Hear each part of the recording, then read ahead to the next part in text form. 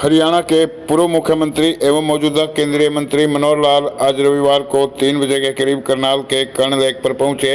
इस मौके पर सरदार वल्लभ भाई पटेल की जयंती के अवसर पर निकाली गई रन फॉर यूनिटी के अवसर पर आयोजित कार्यक्रम में मुख्य अतिथि के रूप में शिरकत की और एक जनसभा को संबोधित किया। इस मौके पर उन्होंने जानकारी देते हुए बताया कि सरदार वल्लभ भाई पटेल की याद में यात्राएं निकाली जा रही हैं। देश को एकता और अखंडता में जोड़े रखने के लिए इस तरह की यात्राएं पूरे देश में निकाली जा रही हैं, जो लगभग 2 महीने तक चलेंगी।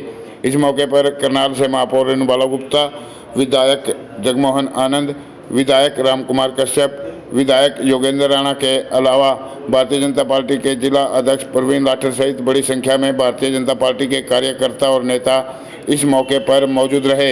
इससे पहले करनाल के NDRI चौक से कर्ण लेक तक रन फॉर यूनिटी एक दौड़ लगाई गई, जिसको विधानसभा स्पीकर हरविंदर कल्याण द्वारा हरी झंडी देकर रवाना किया गया। मित्रों, जैसा हमको मालूम है कि ये 2 माह का समय सरदार वल्लभ भाई पटेल की जयंती 150वीं जयंती उसको समर्पित है। 31 अक्टूबर से लेकर के 31 दिसंबर तक विभिन्न प्रकार के कार्यक्रम देश भर में होंगे, जिसमें दौड़े हैं, शपथ लेने के कार्यक्रम हैं, पद यात्राएँ हैं और एक बड़ी पद यात्रा जो गुजरात में शुरू होगी, केवड़िया तक जाएगी।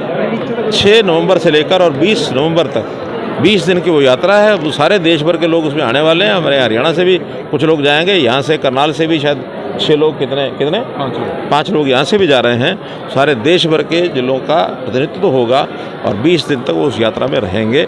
ऐसे ही कई जगह सेमिनार होंगे, कहीं कहीं विद्यालयों में और महाविद्यालयों में भी कार्यक्रम होंगे और प्रतियोगिताएँ होंगी, डिस्कशन होंगे और देश की एकता अखंडता को एक प्रभावी विषय बनाकर जनता के सामने रखा जाए कि हमारे इस देश का कोई बाल बांका भी ना कर सके, इस देश की तरफ कोई देख भी ना सके। तो ऐसे अभियान और ऐसे संकल्प लिए जाएंगे। आज के कार्यक्रम की विशेषता तो ये है। सर, आज भारत और साउथ अफ्रीका का फाइनल है वुमेन्स क्रिकेट वर्ल्ड कप का, तो भारत के पास पहला मौका है वर्ल्ड कप जीतने का। सर, पहली बात तो मैं उस टीम को भी और सब लोगों को, जो संबंधित लोग हैं, सबको इस बात की बधाई देता हूं कि हम फाइनल में पहुंचे हैं। लेकिन फाइनल हमारा टारगेट नहीं होता है। टारगेट तो अल्टीमेटली हम कैसे उसको जीत सकें। तो मेरी बहुत बहुत शुभकामनाएं हैं और मैं आशा भी करता हूं कि हमारी टीम जो है वो फाइनल के अंदर हॉकी की जो टीम है, क्रिकेट की जो टीम है, वो टीम जीत करके आए और देश का नाम ऊंचा करे। अपने अपने प्रदेशों में, अपने अपने जहाँ जहाँ के खिलाड़ी हैं, वहाँ जहाँ के रहने वाले हैं, उन गाँवों का, उन परिवारों का भी सबका नाम ऊंचा करें और रोशन करें। यही मेरी शुभकामना, बधाई। सर, डोंकी के मामले को लेकर कैथल में 2 युवकों की उधर मौत हो गई। 2 युवक करनाल के ईरान में फंसे हुए हैं। सरकार का कोई प्रयास और एक संदेश आपका?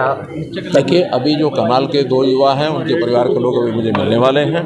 पहली बात तो ये है कि वो सब जहाँ हैं वो सुरक्षित रहें और सुरक्षित वापस लौटें, क्योंकि वहाँ की सरकारें उनके खिलाफ जो एक्शन कर रही हैं उनको डिपोर्ट करेंगे तो हमें कोई आपत्ति नहीं होगी, क्योंकि इलीगली कहीं जाना ये उचित नहीं है। जैसे हमारे यहाँ भी बाहर से, दूसरे देशों से कोई इलीगल नागरिक आते हैं तो हम भी उसका विरोध करते हैं। आगे देश विरोध करते हैं, उसमें बड़ी बात नहीं है। लेकिन उनको कोई यातनाएं ना दी जाएँ, उनको एक प्रॉपर ढंग से वापस अगर भेजना तो भेजें। और जो लोग वहाँ फंसे हैं उनको कैसे मदद हो सकती है, वो अपना जो विदेश मंत्रालय है उनके लोगों को कह करके उनकी मदद कराएं। कुछ अधिकारियों पर कार्रवाई हुई है सर, कुछ अधिकारी सस्पेंड किए गए हैं, सेक्रेटरी किए गए, कुछ इंस्पेक्टर सस्पेंड किए गए हैं। किस विषय में? को लेकर देखिए, ये डिपार्टमेंट का विषय है और ये डिपार्टमेंट इन सब चीज़ों पर ध्यान रखेगा। सबको कहा जाता है, एक स्थायी हमारा जो नियम है वो ये है कि जो काम करें ठीक करें, गलत काम कोई ना करे। गलत काम करने वाले के खिलाफ डिपार्टमेंट जो कार्रवाई करेगी उसके हाथ में हमारी शैलजा कहती है सरकार कौन चला रहा है, ये समझ ही नहीं आ रहा है।